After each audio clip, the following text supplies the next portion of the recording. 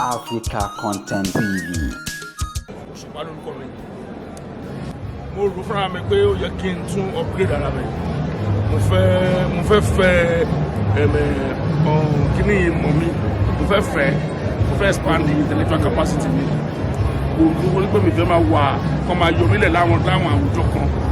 Mi fẹ́ máa wà segregated. Ìjọba òkè jẹ́ kí n lọ kí explore kíní mi. So my desire láti wá sí UI. Mo ti try other schools mo fẹ́ lọ. But wọ́n lè fún mi ní quality kind of education to be fair. So mo ṣe báwọn náà ní quality education wọ́n ti gbé bí pé according to bí UI ṣe ti pẹ́ nú kíní àwọn èèyàn ti sọ̀rọ̀ wọn ní nǹkan tí ò darí máa gbé jẹ́ nǹkan sí UI. Ìrìn àjò mi ní UI yìí kò ṣe kan tó rọrùn torí mo fẹ́ sá padà ní ti London level. Mo fẹ́ sá padà. Nígbà tí mo wà London level yẹn mo ń gbó gbogbo ẹ̀ 70, 80, 70 wá sí 60. Mo ṣáà gba gbogbo ẹ̀ ní 200 level mo ń gbà. Nígbà tó wá di 200 level tó ní kíkọ́.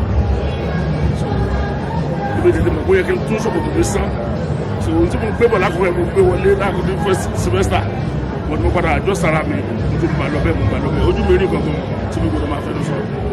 Torí pé mo fẹ́ sọ báwọn tí ó bá tí tó fẹ́ gbórúgbé sẹ́ni mo gbé UI ní best fún. Torí pé mo ṣe a lot of things láti lè pass through gbogbo orúkọ báyìí. Mo gba lecturers méjì mo ló fi sọ́jọ́ ẹ̀kọ́ mo fi ṣe kíní ẹ̀. So tí má tó wá tètè ṣe tọ́nú exam bí 1 hour 30 minutes lọ máa fún ọ ìgbà tí ẹ tán bí 10 minutes. Ìgbà mi 15 minutes orí mo mọ nǹkan yẹn wọ́n á ní rọ́ọ̀rì wọ́n á bá mi fà mo ṣáà tún put in more effort tí mo fi ṣe tán mo dúpẹ́ fọlọ́ mo ṣe tán pẹ̀lú ṣùgbọ́n alhamdulillah. So polisi o ẹ tó bá di pé Saheed Osupa ní kíní òkòkòrò tó rán wá fẹ́ bọ̀ kó múra o kó sọ́mbàǹtẹ̀ kó wọ skẹ́ẹ̀tì kó gbé ṣòkòtò ní àṣìjì. Mo fi mú jagunjagun mo jẹ́ rí i. Tẹ́lẹ̀ lọ́kàn láti tẹ̀síwájú lẹ́yìn ilé láti gba masters. Mo tó ti mú mi lè ṣe yẹn ó yẹ kí n ti bẹ̀rẹ̀ masters mi last year torí wọ́n ti tètè fún wa ní result so wọ́n dẹ̀ need result bẹ́ẹ̀. So ọdún márùn fẹ́ fi ṣe báyìí masters pẹ̀lú PhD mo fẹ́ ṣe pọ̀ ní America mo gbé sí wọ́n á sí Nàìjíríà mo máa ń lọ. So lágbára Ọlọ́run àti wá sórí bóyá program yẹn sọ pé mo ti dà chief PhD o mo ṣe masters o PhD. So doctor tó máa ń pè mí yẹn Dr. Saheed Osupa mo promise ẹnìkan pé á di academic one torí níjọ́ kan abẹ́ṣẹ̀ exam àwọn ṣe group study lẹ́yìn kan sọ pé a script lẹ́ ń ka ẹ̀ṣẹ̀ exam àti script tí mo ń ka ẹ̀ wà á padà rí pé kò ṣe script ní wájú.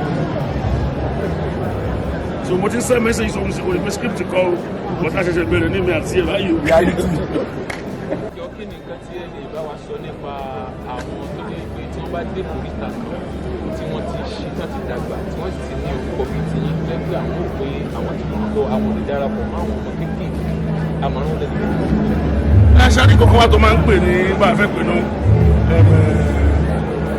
ẹlòmíín lẹ́sì mentally ẹ̀ tó ní stand ó dẹ̀ ní potential láti achieve many things ní ìgbésí ayé ẹ̀ tó ní stand kí ẹ̀ mọ́ wa lẹ́sì kí ẹ̀ avoid the laziness ẹ̀ tó ní stand so kò ṣe pé kí ẹ̀ wọ́n yọ̀ọ̀dẹ̀ láti gbé nǹkan nìkan láti ronú láti àwọn nǹkan ẹlòmíín yọ̀ọ̀dẹ̀ bẹ̀ tó bá tó ti rò díẹ̀ pé jẹ́ kí ẹ̀ wọ́n máa ní believe pé tí n bá ti jẹun tí mo ti wọṣọ mo ti ṣe tọ́nu ayé mú bí wọ́n máa ṣe lè ga gbogbo bọ́ọ̀lù máa ṣe fún ẹ láǹfààní láti ga sí ni kó máa ga sínú ayé kó máa fi dàgbà darúgbó ìjẹ́ kí ẹ̀ máa tó bá ti wà ní hierarchy kan sáà láti wà láti máa ṣe exceptional things láti lè wà high of àwọn ó yẹ pé when you stand out of the crowd you have to be an exceptional person ẹ̀jẹ̀ ní sáà kò ní training intellect ìyá mi sọ pé òun ní exceptional fit ẹ̀jẹ̀ ní sáà so you don't need it láti rí bẹ́ẹ̀ tí màá lọ school kó tí màá tó ṣe fún mi fi ṣiṣẹ́ náà òun kò fẹ́ ní ẹ̀gbọ́n kékeré ní ìmì ìṣe ń gbà kan ìyá mi ní kí iṣẹ́ mi ṣe mo sọ lẹ́mu gbọ́sọ̀nà ọ̀pọ̀ mi ọ̀nà bí ojú mo gbọ́sọ̀ dówó fún mi oṣù kan mo láti lọ ṣe kí ni ẹ̀ torí pé máa ń fi ìpèpè tí wà fún fún ìgbésí ayé